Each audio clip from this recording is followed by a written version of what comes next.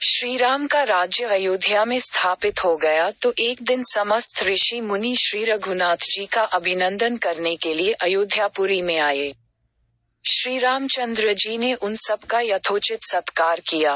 वार्तालाप करते हुए अगस्त्य मुनि कहने लगे, युद्ध में आपने जो रावण का संहार किया वह कोई बड़ी बात नहीं है, परंतु द्वंद्व युद्ध में लक्ष्मण के द्वारा इंद्रजित का वध सबसे अधिक आश्चर्य की बात है। यह मायावी राक्षस युद्ध में समस्त प्राणियों के लिए अवध्य था। उनकी बात सुनकर रामचंद्र जी को बड़ा आश्चर्य हुआ। वे बोले, मुनिव, रावण और कुंभकर्ण भी तो महान पराक्रमी थे, महोदर, प्रहस्त, विरूपाक्ष भी कम वीर न थे, फिर आप केवल इंद्रजित मेघनाद की ही इतनी प्रशंसा क्यों करते हैं? इस पर अगस्त्य मुनि बोले, इस प्रश्न का उत्तर देने से पहले मैं तुम्हें रावण के जन्म, वर प्राप्ति आदि का विवरण सुनाता हूँ। ब्रह्मा जी के पुलस्त्य नामक पुत्र हुए थे जो उन्हीं के समान तेजस्वी और गुणवान थे। एक बार वे महगिरी पर तपस्या करने गए। वह स्थान अत्यंत रमणीक था, इसलिए ऋषियों, नागों, राजर्षियों आदि की कन्याएं वहां क्रीड़ा करने आ जाती थीं। उन कन्याओं की उपस्थिति के कारण उनकी तपस्या में विघ्न पड़ता था। उन्होंने उन्हें वहां आने से मना किया। जब वे नहीं मानी तो उन्होंने शाप दे दिया कि कल से जो कन्या यहाँ मुझे दिखाई देगी वह गर्भवती हो जाएगी। शेष सब कन्याओं ने तो वहां आना बंद कर दिया, परंतु राजर्षि तृणबिंदु की कन्या शाप की बात से अनभिज्ञ होने के कारण उस आश्रम में आ गई और महर्षि के दृष्टि पड़ते ही गर्भवती हो गई। जब तृणबिंदु को ये बात मालूम हुई तो उन्होंने अपने कन्या को पत्नी के रूप में महर्षि को अर्पित कर दिया। इस प्रकार विश्रवा का जन्म हुआ जो अपने पिता के समान वेदविद और धर्मात्मा हुआ। महामुनि भरद्वाज ने अपनी कन्या का विवाह विश्रवा से कर दिया। उनके वैश्रवण नामक पुत्र हुआ। वह भी धर्मात्मा और विद्वान था। उसने भारी तपस्या करके ब्रह्मा जी को प्रसन्न किया और इंद्र तथा वरुण के सदृश लोकपाल का पद पाया। फिर उसने त्रिकूट पर्वत पर बसी लंका को अपना निवास स्थान बनाया और राक्षसों पर राज्य करने लगा। श्री राम ने आश्चर्य से पूछा, तो क्या कुबेर और रावण से भी पहले लंका में मांसभक्षी राक्षस रहते थे?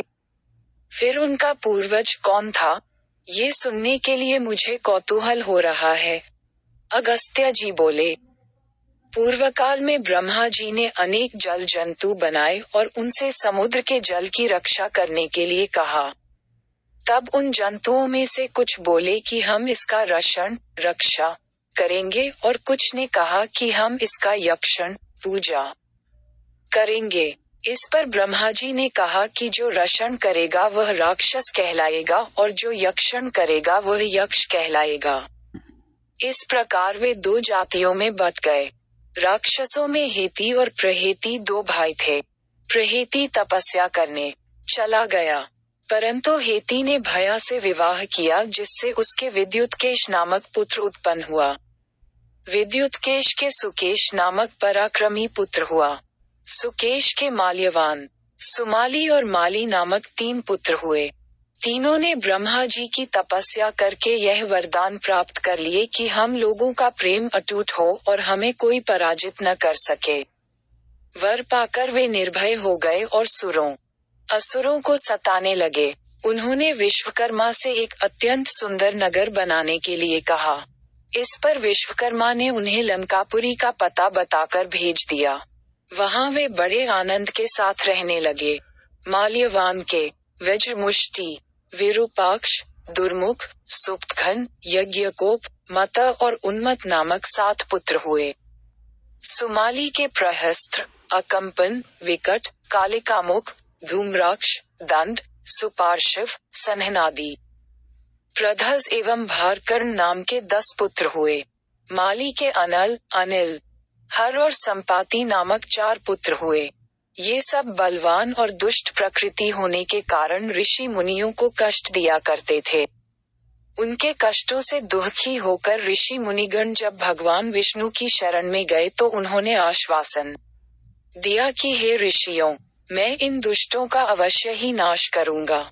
जब राक्षसों को विष्णु के इस आश्वासन की सूचना मिली तो वे सब मंत्रणा करके संगठित हो माली के सेनापतित्व में इंद्रलोक पर आक्रमण करने के लिए चल पड़े।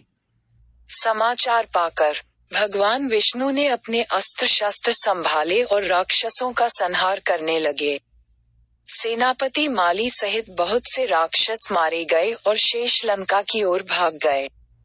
जब भागते हुए राक्षसों का भी नारायण संहार करने लगे तो माल्यवान क्रुद्ध होकर युद्ध भूमि में लौट पड़ा। भगवान विष्णु के हाथों अंत में वह भी काल का ग्रास बना। शेष बचे हुए राक्षस सुमाली के नेतृत्व में लंका को त्याग कर पाताल में जा बसे और लंका पर कुबेर का राज्य स्थापित हुआ। राक्षसों के विनाश से दुखी होकर सुमाली ने अपनी पुत्री कैकसी से कहा कि पुत्री, राक्षस वंश के कल्याण के लिए मैं चाहता हूँ कि तुम परम पराक्रमी महर्षि विश्रवा के पास जाकर उनसे पुत्र प्राप्त करो। वही पुत्र हम राक्षसों की देवताओं से रक्षा कर सकता है। अगर आपको वीडियो अच्छा लगा तो सब्सक्राइब करें और शेयर करें एजुकेशन स्टोरी।